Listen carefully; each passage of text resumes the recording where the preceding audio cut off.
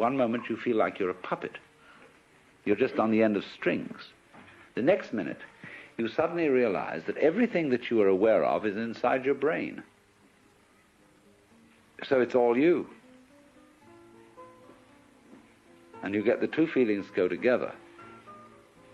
That I'm doing it all, but it's doing me.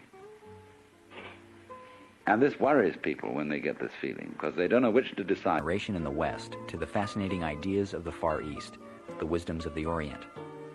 In the 1960s and early 70s, he lectured throughout the English-speaking world and was recorded in a variety of settings, from seminars aboard his ferry boat, the Vallejo, in Sausalito, California, to keynote addresses at major universities. The author of some of the most influential books on philosophy in the 1950s and 60s, Watts is cited by artists, poets, and musicians as being at the epicenter of some of the deepest cultural changes in this century. As these programs demonstrate, his scholarship is timeless. We find his insights into the nature of reality are as compelling as they are entertaining. In 1969, Alan Watts was commissioned by IBM to work with their systems group of engineers. In an eloquent yet intellectually intense session on board the Vallejo, Watts shows how the universe comes at us and wiggles, and discusses how philosophical analysis is a game between the prickly people, who want definition, straight lines, and the gooey people. We're living in an age when there's been an enormous proliferation of techniques for subjecting every kind of natural process outside the human skin, and now increasingly inside the human skin, to some form of rational control. And as we succeed in doing this, it also becomes apparent that we're failing, that the process becomes of such a high degree of complexity that we begin to feel that we're standing in our own way. That everybody complains the state of affairs in the modern world, in the technological world, is so complicated that nobody can understand it, and nobody really knows what to do. The Western model of the universe is political and engineering or architectural. And therefore, as one understands the operations of a machine by analysis of its parts, by separating them into their original bits, we have bitted the cosmos and see everything going on in terms of bits of information, and have found that this is extremely fruitful in enabling us to control what's happening. After all, the whole of Western technology is the result of bitting. And so we thing the world, that is to say, in order to measure a curve, you have to reduce it to point instants. And apply the calculus, so in exactly the same way, in order to discuss or talk about the universe, you have to reduce it to things. But each thing or think is, as it were, one grasp of that spotlight, going chur, chur, chur, chur, chur, chur, chur, chur, like this, you see. So we reduce the infinite wiggliness of the world to grasps or bits. We're getting back to biting, you see, the idea of the teeth. To grasps of thought. And so we thereby describe the world in terms of things, just as that fisherman could describe his view by the number of net hole over through which the view was showing. But the problem that arises is this. First of all, very obviously, everybody knows, I hardly need to mention it. Go to the science of medicine. You get a specialist who really understands the function of the gallbladder. And he's studied gallbladders ad infinitum, and he really thinks he knows all about it. But whenever he looks at a human being, he sees him in terms of gallbladder. And so if he operates on the gallbladder, he may do so very knowledgeably about that particular area of the organism, but he does not foresee the unpredictable effects of this operation in other connected areas, because the human being's gallbladder is not a thing in the same way as a spark plug in a car can be extracted and a new one replaced. Because the system isn't the same. There is a fundamental difference between a mechanism and an organism, which can be described operationally. Mechanism is assembled. You add this bit to that bit to that bit to that bit. But an organism grows. That is to say, when you watch in a microscope a solution in which crystals are forming, you don't see this shape. It's like when you watch a photographic plate developing. But suddenly the whole area which you're watching seems to organize itself, to develop, to make sense. Moving from the relatively simple and gooey to the relatively structured and prickly. But not by addition. So then, if we are trying to control and understand the world through conscious attention, which is a scanning system, which takes in everything bit, bit, bit, bit, bit, bit, bit, bit, bit, what we're going to run into is that if that's the only method we rely on, everything is going to appear increasingly too complicated to manage. So that you get, for example, let's take the problem of the electronic industry. The catalogues of products that are being produced over the world by the electronic industry. Who has read all the catalogues? How do you know whether you've got something you're working on, whether it's patented or not? Who else has taken out a patent? Has anybody had time to read all the catalogues? Well, nobody has. They're just voluminous. And it's exactly the same in almost any other field. There's an information explosion like a population explosion. How on earth are you going to scan all that information? Yes, of course you can get computers to help you in this direction, but by Parkinson's law, the sooner you become more efficient in doing this, the more the thing is going to develop, so that you will have to have more efficient computers still to assimilate all the information. You'll be ahead, but only for a short time. So you see, there's this problem of the sort of competition of consciousness, of its how fast can you go, duty, duty, duty, duty, duty, duty, duty, duty, duty, duty, duty, duty, and keep track of it, you see? And say, I've got a good memory, I can keep track of that. And you say to you, I bet you can't. I'll go more complicated than you. See, musicians do this, well, drummers, you know. And they get things going, and they start, and so long as they count, and lots of musicians do count, it's crazy, but they do. And they count, and they out-complicate each other to the point where you can't retain it any longer in memory. So you say, okay, if I can't retain it, we've got this gadget here that can. And we've got these marvelous mechanical memories, and they will retain it. And they'll go much more fancy. They'll go this duty, duty, duty at a colossal speed, like that, you see. But it's the same old problem. Because you get something that can outdo that.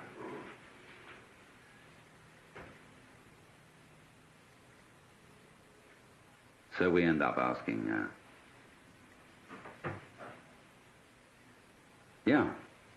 but supposing there were some other way of understanding things. Let's go back from the spotlight to the floodlight, to the extraordinary capacity of the human nervous system to comprehend situations instantaneously, without analysis. That is to say, without verbal or numerical symbolism of the situation in order to understand it.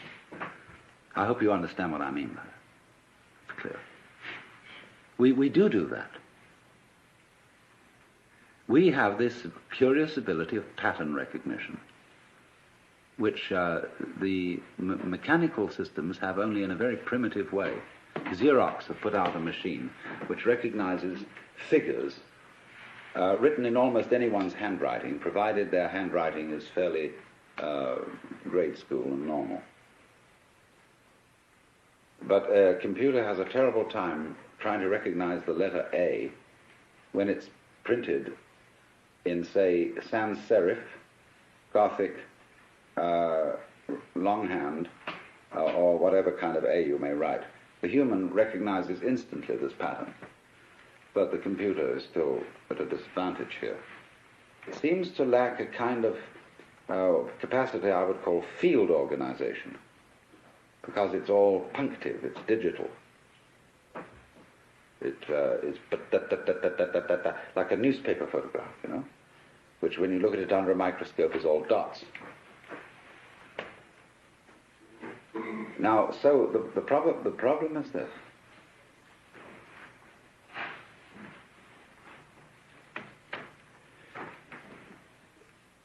In developing technology, are we leaving out of consideration our strongest suit, which is the brain itself?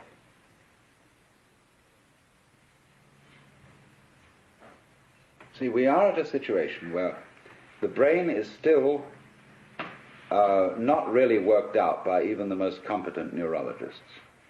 It puzzles them. They can't give a model of the brain in numerical or verbal language. Now, you are that, you see. You are this thing. You yourself are this thing which you yourself can't figure out. In the same way that I cannot touch the tip of this finger with the tip of this finger, I can't bite my own teeth. But I, who is attempting to touch the tip of this finger with this finger, am, by the sheer complexity of my structure, far more evolved than any system which I can imagine. This is, in a way, slightly akin to the Gödel theorem, that you can't have a system of, say, a logic which defines its own axioms. The axioms of any given system must always be defined in terms of a higher system. All right, so you are the most complex thing that has yet been encountered in the cosmos. And you can't figure you out. Now, suppose we're going to try to do that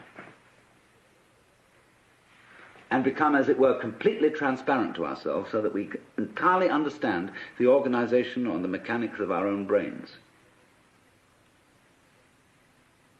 What happens when we do that? Well, you're back in the situation of God. When you're God, what are you going to do? When you're God, you know what you're going to do? You're going to say to yourself, man, get lost. Because what you'll want is a surprise. And when you've figured everything out, there won't be any surprises. You'll be completely bored. But on the other hand,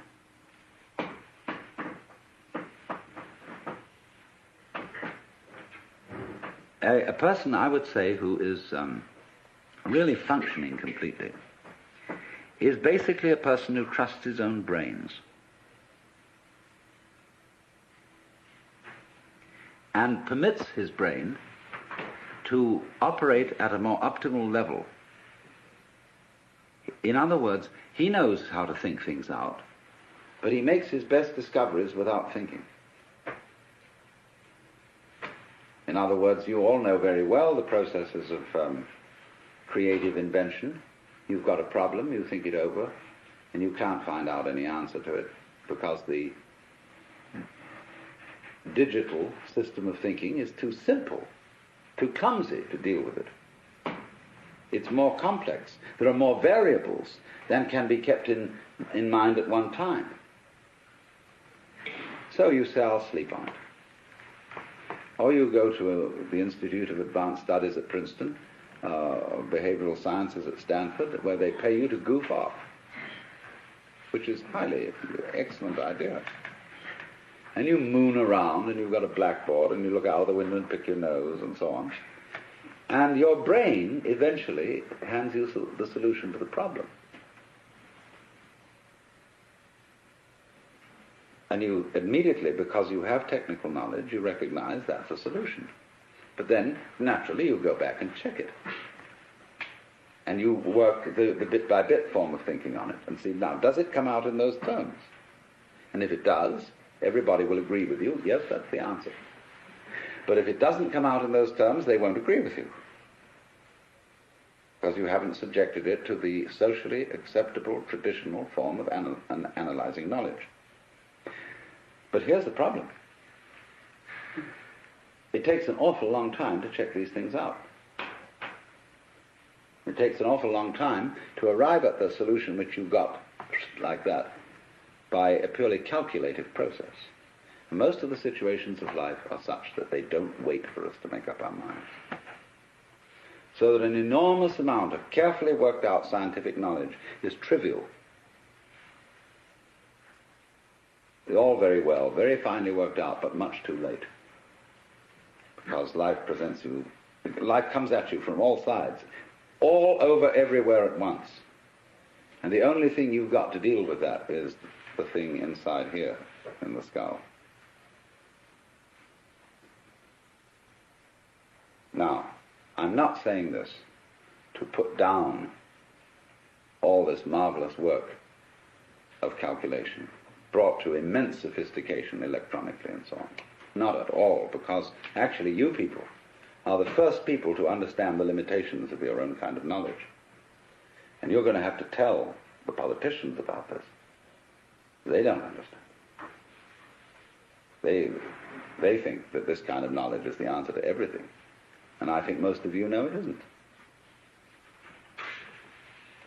Which is not something, I repeat, against technology. It's only saying that when you walk, you put your right foot forward. And that's fine, but then you must put your left foot forward. So let's say that the great technological enterprise has been putting the right foot forward. But you must bring up the left foot. That is to say, bring up re-evaluation and new respect for the organic type of organization, which is incomprehensible to technological thinking, but which always underlies it. That by itself doesn't work, because after you bring the left foot up, you've again got to bring up the right foot. The analytic. After goo comes prickles. After prickles comes goo. And you have to keep this thing up. And I think our danger at the present time is that we are so heady, so delighted with the results of prickles, that we've got to let back a little bit of goo into the system. Well, now, what we've got to try and do is, I think, to work out a way of making the brain itself more efficient. And this is the thing that civilized education has neglected. Lynn White, I'd like to quote him again, he used to say that the academic world today only values three kinds of intelligence: verbal intelligence, mnemonic intelligence, in other words, good at remembering, and computational intelligence. He said it entirely neglects kinesthetic intelligence, social intelligence, and he had at least 7 kinds of intelligence. I forget what they all were. But it is this extraordinary capacity of the neural organization, say, to engage in pattern recognition and in solving instantly certain complex problems without knowing how it does it. The trouble is, when you do something you don't know how to do, you've got a non-repeatable experiment, in a certain sense. In other words, you can't explain to someone else how to put it together. But you can do it like you can open and close your hand without any knowledge of physiology. Do it every time. Whoops, I don't know how I do it. I just do it, you see. So we have an enormous potential of intelligence, of knowing how to do all sorts of things, which, to the extent that we are academically minded people, we won't allow ourselves to do, because we can't explain it. You know, for example, there's a way of cooling a brazing furnace. It's very simple. But engineers say it's theoretically impossible. It can't happen. It's like bees can't fly by the laws of aerodynamics, but they do.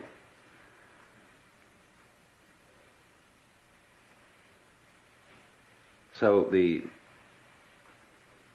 rather practical issue I come to is this, that technology, if it relies exclusively on linear thinking, is going to destroy the environment.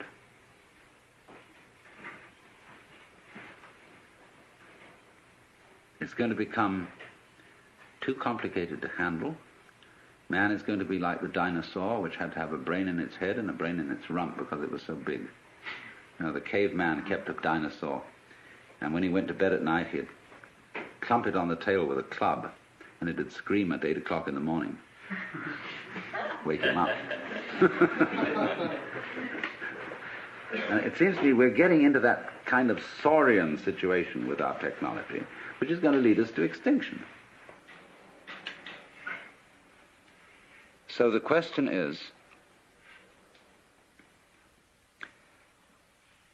are we going to foul things up by insisting on using linear input information and controlling it as the dominant tool of controlling the world? Or can we master all that as we have done and still use the linear input and analysis, but with a fundamental trust in our power to assimilate multiple input, although we really don't know how we do it? And my point is that you can't find an absolute which you can pin down, you see. So there always remains in any human operation the basic central thing, which you can't pin down because it's you. Just as the teeth can't bite themselves. Now, the assumption of Judeo-Christian culture is that man in his nature is sinful and therefore can't be trusted. The assumption of at least ancient Chinese culture is that man in his essential nature is good and therefore has to be trusted. Because they say to us, if you can't trust your own basic nature, you can't really rely on the idea that you're untrustworthy. Therefore, you're hopelessly fouled up. So this has amazing political and other consequences, this different assumption. If we say, no, we human beings are fallible and basically selfish and really, really fundamentally evil, and therefore we need law and order. We need a control system to put us in order. We thereby project these control systems into the church or into the police or into somebody who are really ourselves disguised. See, it's like daylight saving time. Everybody could simply get up an hour earlier. But instead of doing that, we alter the clock, because the clock is a kind of authority And we say, well, the clock says it's time for you to get up. And the Amerindians laugh at the palefaces because they say, paleface, he doesn't know when he's hungry until he looks at his watch. And so in this way we become clock dominated. And the abstract system takes over from the physical, organic situation. And this is my big pitch, if I'm going to make a big pitch, is that we've run into a cultural situation where we've confused the symbol with the physical reality, the money with the wealth, and the menu with the dinner. And we're starving on eating menus.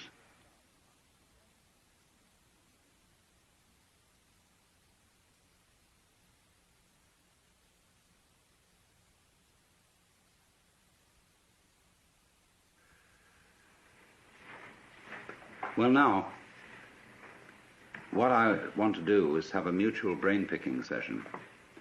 And I'm going to start the ball rolling by saying why I, as a philosopher, am interested in many things that you are all probably interested in professionally. Basically, what we're going to talk about, I suppose, is the problem of control, as exemplified in the ancient Latin question, quis custodiet custodies ipsos? Who guards the guards? Now, we know that we're living in an age when there's been an enormous proliferation of techniques for subjecting every kind of natural process outside the human skin and now increasingly inside the human skin to some form of rational control. And as we succeed in doing this, it also becomes apparent that we're failing, that the process becomes of such a high degree of complexity that we begin to feel that we're standing in our own way, that everybody complains the state of affairs in the modern world, in the technological world, is so complicated that nobody can understand it, and nobody really knows what to do. That, for example, you want to run a small business, and you find you run into such enormous legal hassles that you need so many secretaries to do the paperwork that you can hardly do the business, that you're trying to run a hospital, but that you have to spend so much time making records and writing things down on paper that you don't have much time to practice medicine, that you're trying to run a university, and the requirements, the recording, the endless red tape of the registrar's office and the administration building is such that the actual work of research and teaching is seriously hampered. And so the individual increasingly feels himself obstructed by his own cautiousness. This is basically what it is. Now, to explain myself, first of all, because most of you are strangers to me, I am a philosopher who has for many years been interested in the mutual fructification of Eastern cultures and Western cultures, studying Oriental ideas, not in the spirit of saying to the West, you ought to be converted to Oriental ideas, but in the spirit of saying, you don't understand the basic assumptions of your own culture if your own culture is the only culture you know. Everybody operates on certain basic assumptions, but very few people know what they are. You can say, very often encounter the sort of character who's an American businessman, and he says, well, I'm a practical businessman. I believe in getting results and things done, and all this thinking and highfalutin logic and nonsense is of no concern to me. Now, I know that the practical basic assumptions, the metaphysics of that man, can be defined as pragmatism, as a school of philosophy. But it's bad pragmatism because he's never thought it through. And so it's very difficult, you see, to get down to what are your basic assumptions. What do you mean by the good life? What do you mean by consistency? What do you mean by rationality? The only way of finding out what you mean by these things is by contrasting the way you look at something by the way it's looked at in another culture. And therefore we have to find cultures which are in some ways as sophisticated as our own, but as different from our own as possible.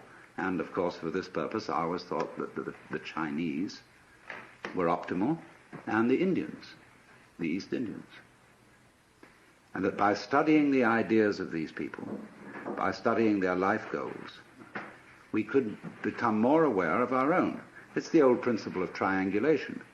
You don't establish the situation of a particular object unless you observe it from two different points of view and thereby calculate its actual distance from you.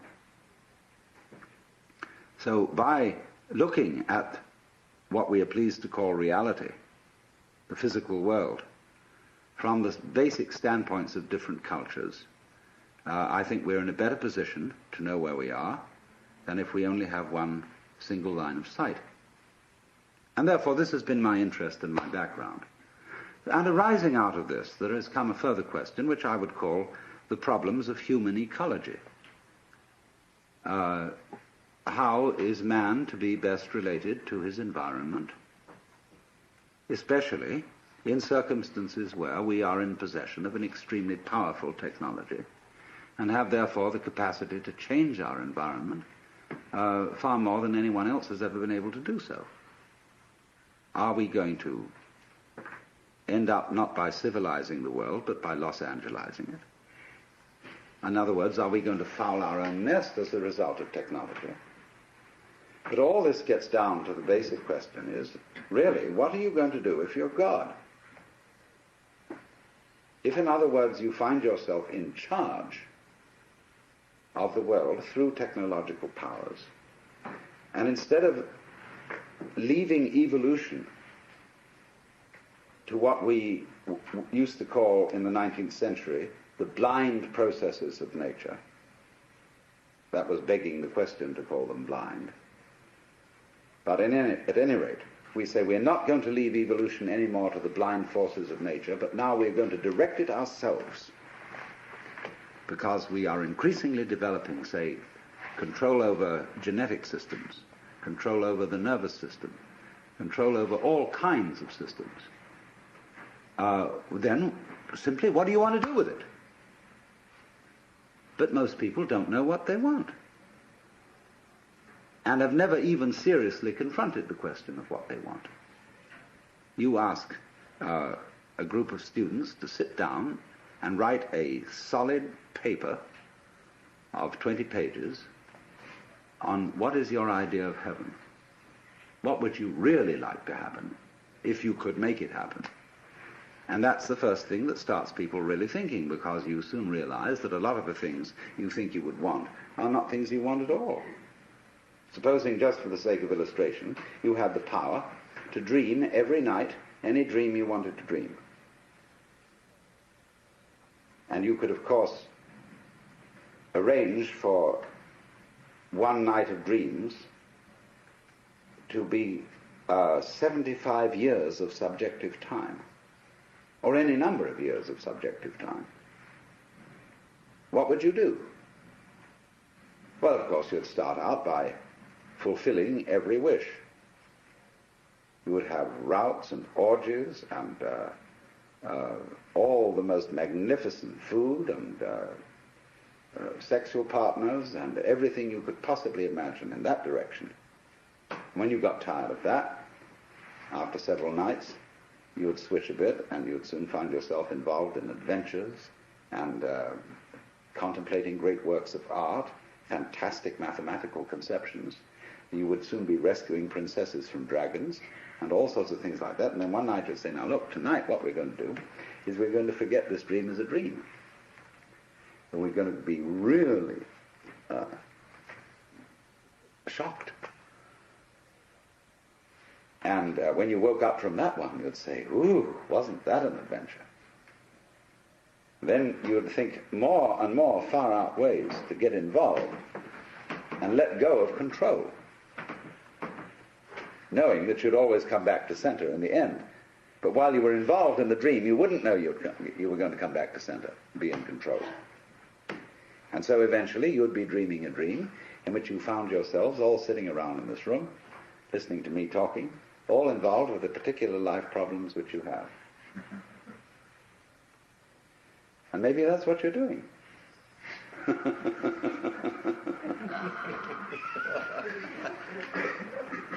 But here's the difficulty, you see. The difficulty of control. Are you wise enough to play at being God? And to understand what that question means, we've got to go back to metaphysical assumptions underlying Western common sense. And whether you are a Jew or a Christian or an agnostic or an atheist, you are not uninfluenced by the whole tradition of Western culture, the models of the universe which it has employed, which influence our very language, the structure of our thought, the very constitution of logic, which are going into, say, computers. The Western model of the universe is political and engineering or architectural. It is natural for a child to ask its mother, how was I made? It would be inconceivable for a Chinese child to ask, how was I made? It might ask, how was I grown? Or how did I grow? But not how was I made, as if I were an artifact, something put together, something which is a construct. But all Western thought is based on the idea that the universe is a construct. And even when we got rid of the idea of the constructor, the personal God, we continued to think of the world in terms of a machine, in terms, say, of Newtonian mechanics, and later in terms of what we call quantum mechanics, although I find it rather difficult to understand how quantum theory is, in any sense, mechanics. It's much more like organics, which is, to me, a different concept. However, that may be. It has percolated, you see, into the roots of our common sense that the world is a construct, is an artifact. And therefore, as one understands the operations of a machine by analysis of its parts, by separating them into their original bits, we have bitted the cosmos and see everything going on in terms of bits of information, and have found that this is extremely fruitful in enabling us to control what's happening. After all, the whole of Western technology is the result of bitting. Let's suppose, you want to eat a chicken. You can't eat the whole chicken at once. You have to bite it. You have to reduce it to bits. But you don't get a cut-up fryer out of an egg. It doesn't come that way. So what has happened is this, that we don't know the origins of all this. It's maybe go back thousands of years. The way we develop the art of thinking, which is essentially calculus, is this. The universe as it comes in nature, the physical universe, is something like a Rorschach plot. It's all wiggles.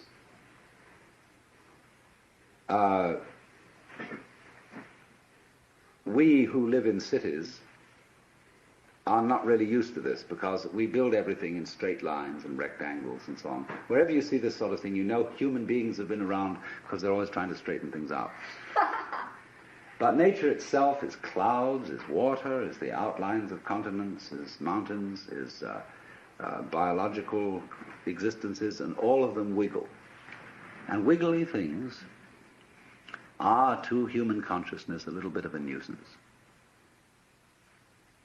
because we want to figure it out. And it is as if, therefore, some ancient fisherman one day held up his net and looked at the world through the net. And he said, "My, just think of that. There I can see the view, and it's one, and that peak of that mountain is 1, 2, 3, 4, 5, 6 holes across. And the base is 1, 2, 3, 4, 5 holes down. Now I've got its number. See? And so the lines of latitude and longitude, the lines of celestial and terrestrial latitude and longitude, the whole idea of a matrix, of a looking at things through graph paper painted on, printed on cellophane, is the basic idea of measurement. This is the way we calculate. We break down the wiggliness of the world into comprehensible, countable, geometrical units, and thereby figure it and construct it in those terms. And this is so successful up to a point that we can, of course, come to imagine that this is the way the physical world really is. Discrete, discontinuous, full of points. In fact, a mechanism. But I want to just put into your mind the notion that this may be the prejudice of a certain personality type. You see, in the history of philosophy and poetry and art, we always find the interchange of two personality types, which I call prickles and goo. The prickly people are advocates of intellectual porcupinism. They want a rigor. They want precise statistics. And they have a certain clipped attitude in their voices, and you know this very well in academic circles. And they accuse other people of being disgustingly vague and miasmic and mystical. But the vague, miasmic and mystical people accuse the prickly people of being mere skeletons with no flesh on their bones. And they say to you, you just rattle. You're not really a human being. You know the words, but you don't know the music. And so therefore, if you belong to the prickly type, you hope that the ultimate constituent of matter is particles. If you belong to the gooey type, you hope it's waves. If you are prickly, you're a classicist. And if you're gooey, you're a romanticist. And going back into medieval philosophy, if you're prickly, you're a nominalist. If you're gooey, you're a realist. And so it goes. But we know very well that this natural universe is neither prickles nor goo exclusively. It's gooey prickles and prickly goo. And you see, it all depends on your level of magnification. If you've got your magnification on something so that the focus is clear, you've got a prickly point of view. You've got structure, shape, clearly outlined, sharply defined. A little out of focus, it's going to go bleh, and you've got goo. But we're always playing with the two, because it's like the question is the world basically stuff, like matter, or is it basically structure? Well, we find out, of course, today that in science we don't consider the idea of matter, of there being some sort of stuff, because supposing you wanted to describe stuff, in what terms would you describe it?